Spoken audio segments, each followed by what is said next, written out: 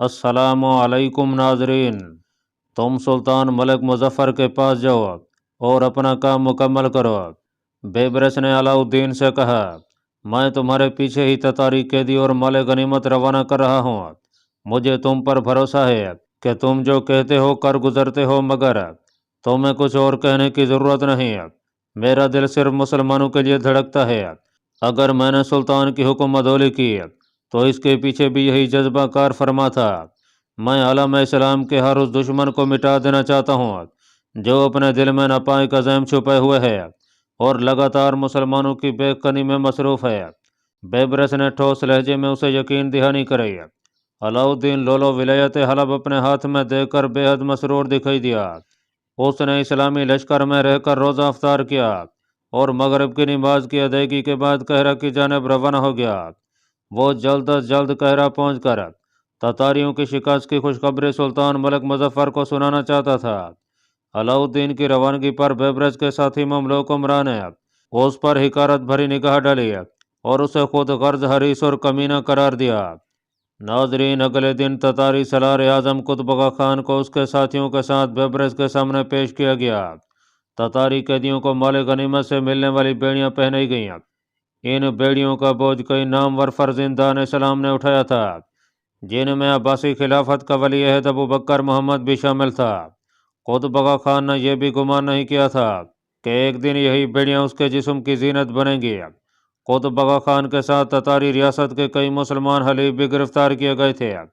उनके बारे में बेबरस ने साफ अल्फाज में हिदायत की थी कि ये लोग आलम इस्लाम पर ढाई जाने वाली क़यामत में बराबर के शरीक कार हैं, लिहाजा इन्हें बगैर किसी मोहलत के तहत कर दिया जाए। कुतबगा खान को जब बेड़ियों में बेबरस के पास लाया गया तो उसकी गर्दन तकब्बुर से अकड़ी हुई थी और चेहरे से हकारत टपक रही थी।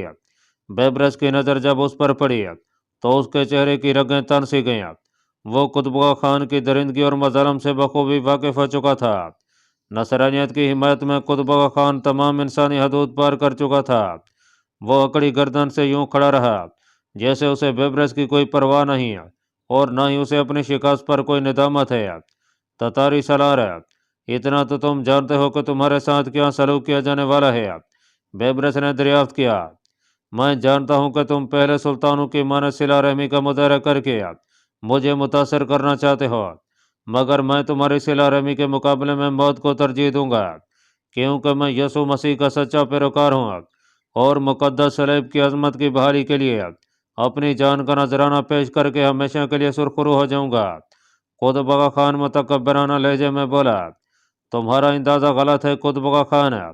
बेबरस धीमे लहजे में मुस्करा कर बोला, मैंने तुम्हारे जुर्म की पादाश में मौत की सज़ा तजवीज़ की है, एक ऐसी दर्दनाक मौत जिसका जायका चखते हुए तुम्हें जल्दी यह एहसास हो जाएगा कि मौत किस चीज़ का नाम है, और ये जब तारी होती है तो इंसान इसके सामने कैसे बेबसी की तस्वीर बनकर रह जाता है। मुसलमान सलार कुतबगा खान हकारत से हंसता हुआ बोला, तुम शायद यह नहीं जानते कि हम लोग सारी जिंदगी मौत की आंखों में आंखें डालकर गुजरते हैं।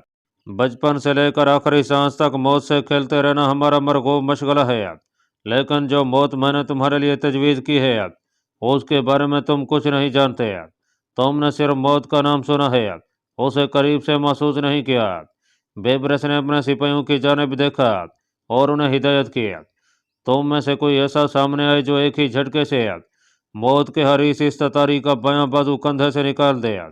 सिपाहियों में एक कवि ही कल जवान आगे बढ़ा और उसने कुतबगा खान पर नफरत अंगेज निगाह डालते हुए ऐसे झटके दिए कि कुतबगा खान का बाजू पहलू में झूलने लगा। दर्द की तेज लहर कुतबगा खान के जिस्म में दौड़ने लगी। उसने कमाल जब्त का मुजाहरा किया और मुंह से आह तक नहीं निकाली, अलबत्ता उसके माथे पर पसीने की बूंदें चमकने लगीं। बेबरस ने कुछ देर बाद कुतबगा खान का दूसरा बाजू भी निकलवा दिया। उसके दोनों बाजू झूल रहे थे। इसके बाद बेबरस ने दूसरा हुक्म दिया कि दो सिपाही तलवार के दस्ते से इसके कंधों पर ज़रबे लगाएं। ज़रबों का सिलसिला जब शुरू हुआ तो कुतबगा खान के सब्र बर्दाश्त की हद टूट गई। उसके मुंह से हल्की हल्की कराहें निकलने लगीं। कुछ देर तक यह सिलसिला जारी रखा गया। ममलूक उमरा खामोशी से बैठे बेबरस की कार्रवाई देखते रहे। बेबरस ने मुख्तलिफ हरबों से कुतबगा खान के मजबूत चेहरे को वहशतज़दा बना डाला था। اسے جب لایا گیا تھا تو وہ بے حد پراعتماد دکھائی دے رہا تھا، مگر اب اس کے چہرے پر تکلیف کے آثار نمایاں تھے۔ اس نے ساری توانائی مجتمع کی اور بیبرس کی جانب دیکھتے ہوئے کانپتی ہوئی آواز میں بولا، سالار کیا ہوا کہ مسلمانوں نے میدان جیت لیا؟ کیا منگولوں کی گھوڑیوں نے بچے جننا چھوڑ دیے ہیں یا ان کی عورتیں بانجھ ہو گئی ہیں؟ مجھے فخر ہے کہ میں مرد میدان کی موت مروں گا، لیکن یہ یاد رکھو کہ میرے مرنے کے بعد تم لوگوں کو سکون کی نیند چند دن ہی میسر رہے گی۔ منگول شاہ سوار واپس لوٹیں گے اور تم لوگوں سے ضرور ایسا بدلہ لیں گے کہ تمہاری عورتیں بچے جننا بھول جائیں گی اور تمہاری زمین تمہارے خون سے آلودہ ہو جائے گی۔ میں منگولوں کے گھوڑوں کی ٹاپیں سن رہا ہوں جو بلاد مصر کو روندنے کے لیے بے قراری سے مچل رہے ہیں۔ قطبہ خان بیبرس نے اس کی بات پر تحمل سے جواب دیا، اس میں تمہارا کوئی قصور نہیں، تم لوگوں کی فطرت ہی کچھ ایسی ہے کہ بے بسی کے عالم میں بھی ڈینگے مارتے ہو تاکہ دشمن کے دل پر تمہاری ہیبت اور رعب چھایا رہے۔ میرا نام بھی بیبرس ہے اور میں دشتے کی چاک کا بیٹا ہوں، تمہاری رگ رگ سے واقف ہوں۔ قطبہ خان خاموش رہا، البتہ نفرت کی چنگاریاں اس کی آنکھوں سے پھوٹتی رہیں۔ بیبرس نے حکم دیا کہ اسے لے جاؤ اور اس کا سر قلم کر کے مال غنیمت کے ساتھ قاہرہ بھجوا دو تاکہ وہ پناہ کے دن مسلمان اپنی آنکھوں سے دیکھ لیں کہ میں نے ان کے اپنوں کے قاتلوں کے ساتھ کیا سلوک کیا ہے، اور اس کے تمام رفقاء کو پاپ جولاں قافلے کے ساتھ روانہ کرو۔ ان کے بارے میں سلطان ملک مظفر خود فیصلہ کریں گے۔ بیبرس کو تاتاریوں کے ڈھائے جانے والے لرزہ خیز مظالم پر اتنا غم و غصہ تھا کہ اس نے ذرا سا بھی اکڑنے یا تکبر کرنے کا مظاہرہ کرنے والے تاتاریوں کے ہاتھ پاؤں توڑوا ڈالے۔ این جالوت کے میدان میں بیبرس نے تاتاریوں کو پہلی فیصلہ کن شکست سے دوچار کیا تھا۔ نصف صدی سے ناقابل تسخیر رہنے والے تاتاری بیبرس کی حکمت عملی کے سامنے زیادہ دیر ٹھہر نہ سکے اور صرف ایک ہی دن میں مرکے کا فیصلہ ہو گیا۔ اس مرکے کا شمار تاریخ کی فیصلہ کن جنگوں میں ہوتا ہے۔ تبصرہ نگار لکھتے ہیں کہ اگر خدا نخواستہ اس لڑائی میں مسلمانوں کو شکست ہو جاتی تو پوری دنیا میں ان کے لیے کوئی جائے پناہ باقی نہیں تھی۔ ہر طرف دشمنان اسلام منہ کھولے بیٹھے تھے۔ مسلمانوں کی تہذیب و تمدن اور تاریخ و ثقافت بالکل برباد ہو جاتی۔ بغداد کے بعد علم کا سرچشمہ قاہرہ تھا جہاں علمی ذخیروں کے انبار موجود تھے۔ بغداد کے علمی ذخیرے تو دریائے دجلہ و فرات میں بہا کر ضائع کر دیے گئے تھے اور قرطبہ کے اسلامی علمی خزانوں پر نصرانی قابض ہو چکے تھے۔ تاتاریوں کی شکست کی خبر جنگل کی آگ کی طرح ارض فلسطین میں پھیل گئی۔ جب مکہ میں شاہ فرانس لوئی نوہم کو یہ اطلاع ملی تو وہ دیوانہ سا دکھائی دیا اور شاہ فریڈا کے ثانی تعصب سے ہاتھ ملتا رہا۔ نصرانیوں نے اس خبر پر سوگ منایا اور اپنے بہادر اور مضبوط سپاہی قطبہ خان کو سیاہ لباس پہن کر خراج عقیدت پیش کیا۔ نصرانی اس کی خدمت نصرانیت پر کافی عرصہ تک اس کے حق میں صدائیں بلند کرتے رہے۔ ناظرین، علاؤالدین لولو تیز رفتاری سے سفر کرتا ہوا دوپہر کے وقت واپس قاہرہ پہنچا۔ اس وقت سلطان ملک مظفر اپنے شاہی دربار میں موجود رہتا تھا، اس لیے وہ سیدھا دربار شاہی چلا آیا۔ سلطان ملک مظفر کی نظر جب اس پر پڑی تو اس کے چہرے پر حیرت دکھائی دی، کیونکہ وہ اکیلا ہی لوٹا تھا، جبکہ وہ یہ وعدہ لے کر گیا تھا کہ وہ ہر قیمت پر بیبرس کو دربار میں پیش کرے گا۔ علاؤالدین لولو کا چہرہ گرد و دھول سے ہٹا پڑا تھا۔ کئی درباری عمرا نے اس کے حلیے پر ناگواری سے نگاہ ڈالی اور ناک بھوں چڑھائی۔ علاؤالدین لولو نے آگے بڑھ کر تعظیم دی۔ علاؤالدین، تمہیں جس مقصد کے لیے بھیجا گیا تھا اس میں کامیابی کے آثار دکھائی نہیں دیے۔ سلطان محترم، علاؤالدین بولا، میں وہاں دیر سے پہنچا۔ میرے پہنچنے سے پہلے ہی اسلامی لشکر تاتاریوں سے بھیڑ چکا تھا اور حالات ایسے نہیں تھے کہ میں اپنا فرض نبھاتا۔ کیا مطلب؟ ہمارے لشکر کو خدا نخواستہ شکست ہو گئی ہے۔ سلطان ملک مظفر کا چہرہ متغیر دکھائی دیا۔ درباری عمرا کا رنگ بھی پھیکا پڑ گیا اور چہروں پر پریشانی دوڑنے لگی۔ الحمدللہ، علاؤالدین فخریہ لہجے میں بولا، اللہ تعالیٰ نے اسلامی لشکر کو عزت و نصرت بخشی اور اس نے تاتاری لشکر کو پامال کر ڈالا۔ مرد میدان بیبرس نے ایک ہی دن میں تاتاری لشکر کے چھکے چھڑا دیے اور انہیں ذلت و پستی کی گہرائیوں میں دھکیل دیا۔ الحمدللہ، الحمدللہ۔ دربار میں ہر لب سے یہی صدا سنائی دی۔ تاتاریوں کی شکست کی خبر سے ان کے چہروں پر مسرت کی سرخی دوڑنے لگی۔ سلطان ملک مظفر جہاں تاتاری لشکر کی خبر سے مسرور ہوا، وہیں اسے اپنے معمولی سالار بیبرس کی اعلیٰ کارکردگی پر حیرت بھی ہوئی۔ علاؤدین لولو نے بیبرس کا معذرت نامہ سلطان ملک مظفر کی خدمت میں پیش کیا اور اس کے اگلے قدم کے بارے میں بتایا۔ سلطان ملک مظفر بیبرس کے ارادے جان کر کچھ دیر خاموش رہا، پھر توقف سے بولا، ہمیں بیبرس کی جرأت و شجاعت پر بے حد مسرت ہے، مگر جو کام وہ کرنے کا خواہش مند ہے وہ اس کی حیثیت سے کافی بڑا ہے۔ بلاد شرقیہ و شام سے تتاریوں کا مکمل انخلا ہماری بھی خواہش ہے، مگر بیبرس تنہا اس کام کو سر انجام نہیں دے سکے گا۔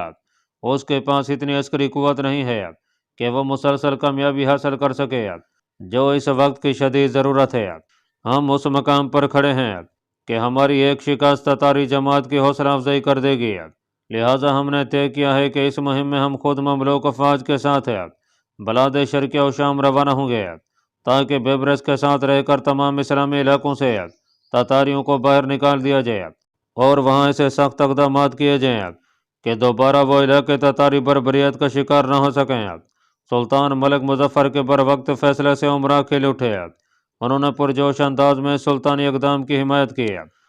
امیر فارس الدین اکتئی ان درباری عمرہ سے الگ دل میں یہ سوچ رہا تھا کہ جب خطرہ سر پر منڈلا رہا تھا تب تو سلطان ملک مظفر نے خود پیش قدمی نہیں کی اور تتاریوں سے الجھنے سے گریز پر ہمیشہ اصرار کرتا رہا۔ اب جب کہ اللہ تعالیٰ نے بیبرس کو فتح و نصرت سے نوازا ہے تو سلطان ملک مظفر اس میں حصہ دار بننے کے لیے بے چین ہو رہا ہے۔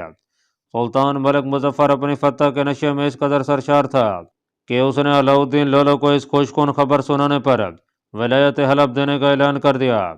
حالانکہ حلب کی ولایت بیبرس کو تحریری طور پر لکھ کر دی جا چکی تھی، کچھ عمرا نے سلطان ملک مظفر کی توجہ اس امر پر دلائی تو اس نے ہنستے ہوئے کہا کہ بیبرس کے لیے حلب کی ولایت بے حد معمولی چیز ہے، ہم اسے اس سے زیادہ اعلیٰ تحفہ دینے کا ارادہ کر چکے ہیں۔ علاؤدین لولو حلب کی ولایت پر مہر شاہی ثبت ہوتے دیکھ کر خوشی سے جھومنے لگا۔ اب وہ اپنے باپ بدر الدین لولو سے آنکھوں میں آنکھیں ڈال کر بات کر سکتا تھا۔ سلطان ملک مظفر کے اس اقدام پر بیبرس کے ہمدم مملوک عمرا پر بے حد برا اثر پڑا تھا۔ حالانکہ سلطان ملک مظفر نے انہیں اطمینان دلایا تھا، مگر وہ شکوک و شبہات کا شکار ہو چکے تھے۔ ان کے خیال میں بیبرس نے خاص طور پر حلب کی ولایت کا اصرار کیا تھا اور کولو قرار ہو جانے کے بعد حق کی ولایت کا کسی دوسرے فرد کو بخشنا سلطان ملک مظفر کے شایان شان نہیں تھا۔ ہلاکو خان تیز رفتاری کے ساتھ صحرائے گوبی کی جانب بڑھ رہا تھا۔ وہ جلد از جلد تقریب کرولتائی میں شمولیت کے لیے مراغہ پہنچنے کا خواہش مند تھا۔ مراغہ الخانی سلطنت کا دارالخلافہ تھا۔ اس کی تیز رفتاری کا یہ علم تھا کہ وہ بہت مختصر وقت میں ارض فلسطین سے سینکڑوں میل دور نکل آیا۔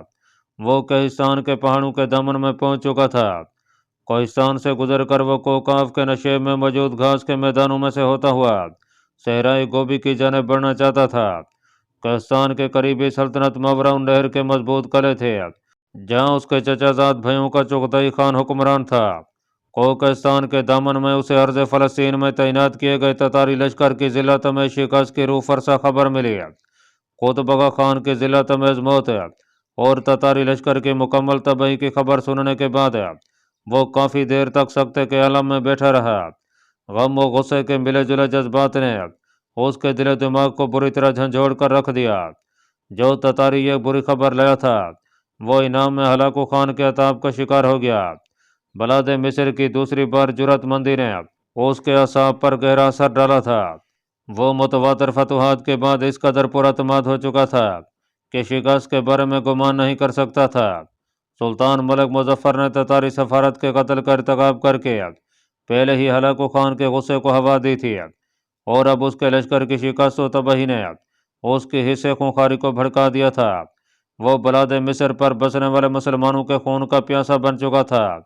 اپنے سب سے مضبوط اور وفادار سالار قطبگہ خان کی ہلاکت کی خبر سن کر اسے یقین نہیں آ رہا تھا کہ ایسا ممکن ہو سکتا ہے۔ اس نے کوہستان کے دامن میں اسی مقام پر پڑاؤ ڈالنے کا حکم دیا۔ وہ اپنے عمادین سے اس بارے میں صلاح و مشورہ کرنا چاہتا تھا۔ ہلاکو خان کے حکم پر کوہستان کے دامن میں خیموں کا شہر آباد ہو گیا۔ اس دوران ہلاکو خان نے کسی سے بھی ملاقات نہیں کی۔ اس کی بیوہ وقوزہ خاتون نے اس کا غم کم کرنے کی کوشش کی، مگر ہلاکو خان نے خلوت میں رہنا پسند کیا۔ وہ اس دوران لگاتار یہی سوچتا رہا کہ اس کا آئندہ اقدام کیا ہونا چاہیے۔ ایک طرف بلاد مصر سے انتقام لینا مقصود تھا تو دوسری جانب اسے کان اعظم کے انتخاب میں مرکزی حیثیت حاصل کرنا تھی۔ پڑاؤ ڈالنے کے بعد سے پیر کے وقت ہلاکو خان نے اپنے مائدین اور رفقا کو شاہی خیمے میں طلب کیا۔ سب لوگوں کو تتاری شکست کی خبر ہو چکی تھی، وہ بھی خاصے متفکر اور غمزدہ دکھائی دے رہے تھے۔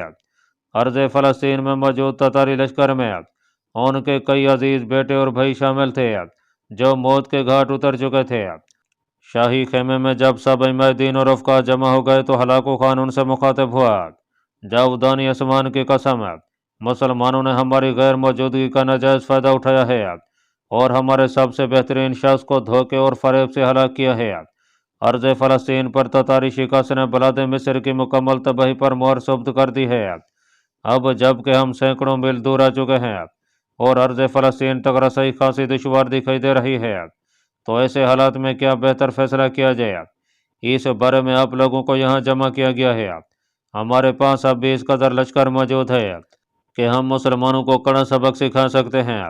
خاقان اعظم وزیر سلطنت نظام ملک توسی مؤدب لہجے میں بولا، جان کی امان پاؤں تو عرض کروں۔ ہلاکو خان نے اس کی جانب اس بات میں اشارہ کیا تو اس نے سلسلہ کلام آگے بڑھایا۔ آپ کو ارض فلسطین سے نکلتے وقت اس امر کو ذہن نشین رکھنا چاہیے تھا کہ تتاری لشکر کی ہیبت بے شک بلاد شرقیہ و شام پر چھئی ہوئی تھی، مگر بلاد مصر نے ہیبت کے قصے صرف سن رکھے تھے، انہیں ابھی تک واسطہ نہیں پڑا تھا۔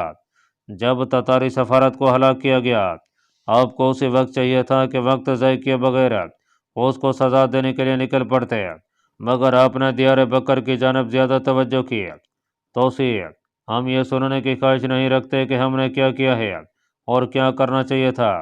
اگر تم موجودہ حالات کے بارے میں کچھ کہو تو زیادہ بہتر ہے۔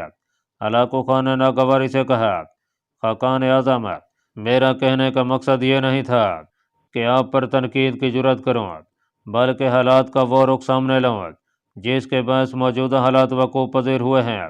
دراصل بلاد مصر ہی باغیوں کی آخری پناہ گاہ ہے۔ بغداد کی تباہی کے بعد باغی جنگجو وقفے وقفے سے وہاں پہنچتے رہے اور سلطانی پناہ حاصل کرتے رہے۔ یہی وجہ تھی کہ سلطان ملک مظفر نے پورے اعتماد سے سفارتی وفد کے قتل کا سنگین قدم اٹھایا۔ باغی تو عرصے سے اسی موقع کی تلاش میں تھے کہ کب انہیں کوئی خلا دکھائی دے تو وہ تتاریوں پر چڑھ دوڑیں۔ اب بلاد مصر کے بارے میں آپ کو گہری سنجیدگی سے فیصلہ کرنا ہوگا۔ وہاں باغیوں کی بہت بڑی جماعت موجود ہے۔ بہتر یہی ہے کہ آپ مراغہ کی بجائے قاہرہ کی طرف روانگی اختیار کریں۔ ہم جانتے ہیں کہ قاہرہ باغیوں کا گڑھ بن چکا ہے، مگر اس وقت جو معاملہ درپیش ہے وہ نئے قائد اعظم کے انتخاب کا ہے۔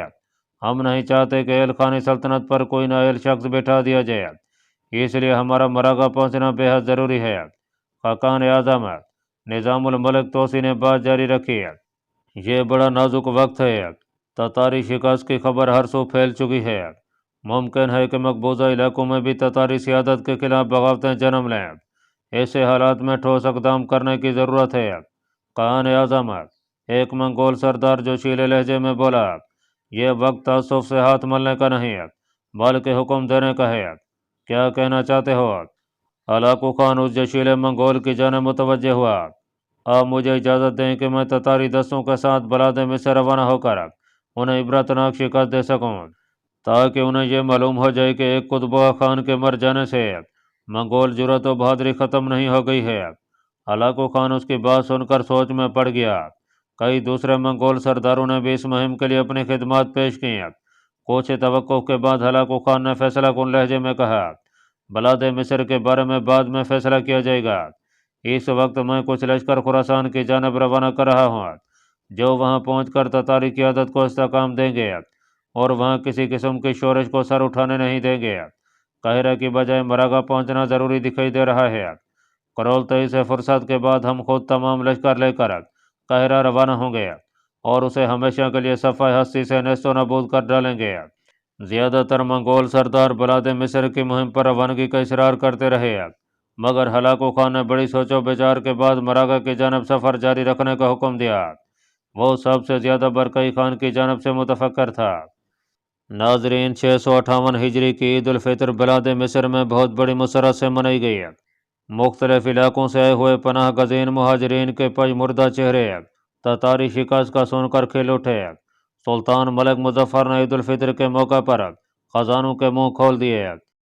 मफलूकुल हाल और सीती हुई रैयत ने सुल्तान मलिक मुजफ्फर और फातेह बेबरस के हक में खसूसी दुआएं की।